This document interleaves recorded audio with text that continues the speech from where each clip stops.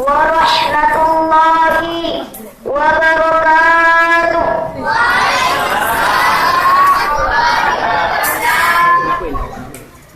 Alhamdulillahilladzi arsala rasulahu bil huda wa dinil haqq liyuzhirahu 'ala ad-dini kullihi walau karihal musyrikun walau karihal kafirun.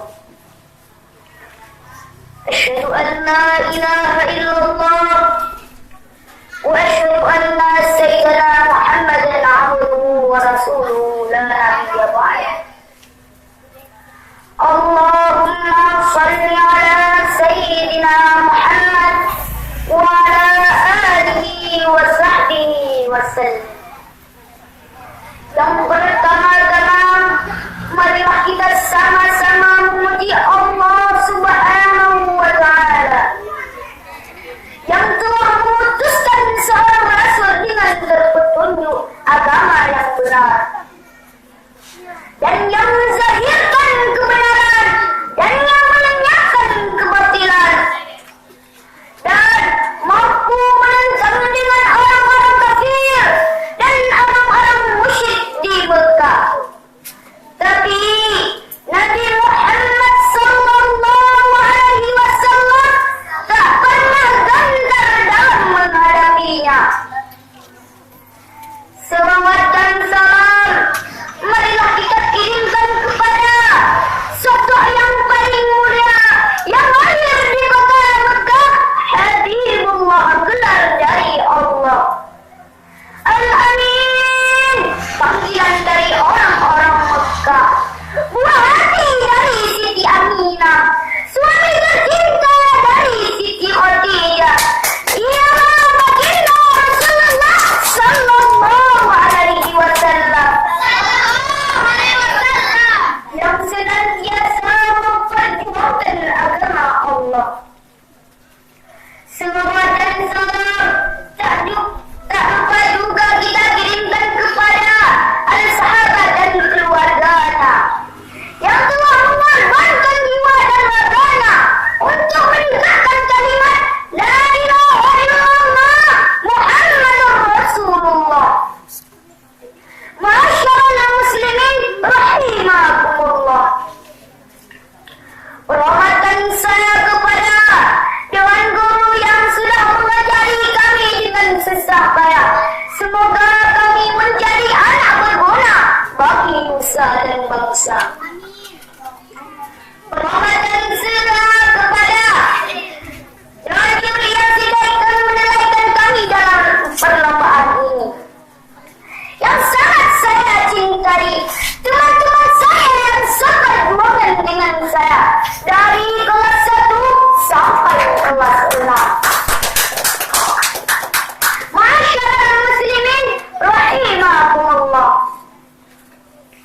Baiklah, pada kesempatan kali ini izinkan Al-Khatib berpidato yang berjudul Menuntut Ilmu. Menuntut ilmu adalah wajib bagi umat Islam. Allah Subhanahu wa Ta'ala dan Nabi Muhammad sallallahu alaihi wasallam menyuruh umatnya untuk menuntut ilmu. Sebagaimana sabda Nabi Muhammad sallallahu alaihi wasallam, "Talabul ilmi fardhatun 'ala kulli muslimin wal muslimat."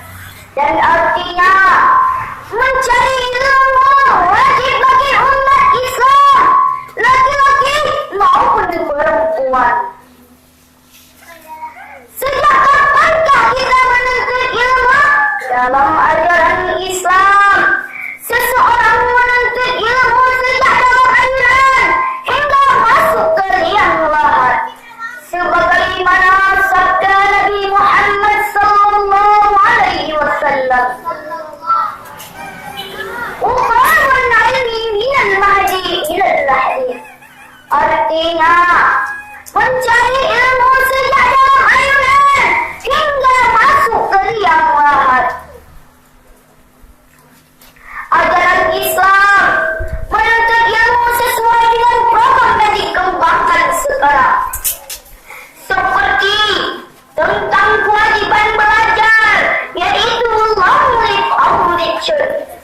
maksudnya ilmu pengetahuan adalah seumur hidup. Ajaran Islam menuntut ilmu dan teknologi yang dinamakan dengan iptek.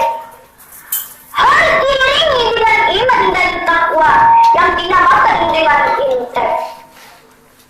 Sebab dengan hanya ilmu saja tanpa iman dan takwa membuat dia jadi sesat.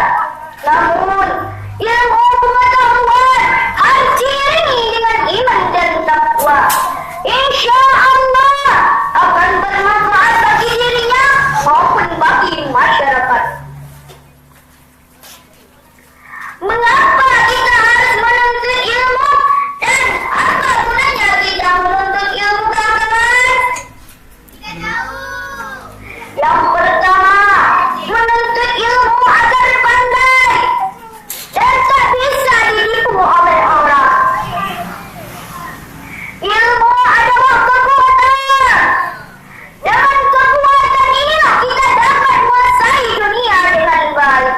Lihatlah negara-negara yang lain sudah memiliki ilmu dan teknologi yang tinggi seperti Amerika, Jepang, Jerman dan lain-lain. Sebab mereka sudah menguasai ilmu dan teknologi, mereka dapat menguasai dunia dengan baik.